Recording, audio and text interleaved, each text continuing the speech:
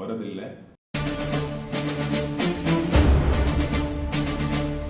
அந்த தீபத்தை அனுபவிக்கிற காட்சி இருக்கே, அதுக்கு ஈடை இணை எதுவுமே கிடையாது.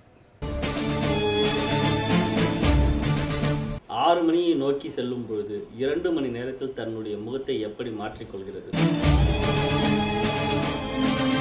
எல்லா இயக்கத்தையும் நிறுத்திவிட்டு எல்லோரும் மழையே பார்த்து கொண்டிருப்பார்கள்.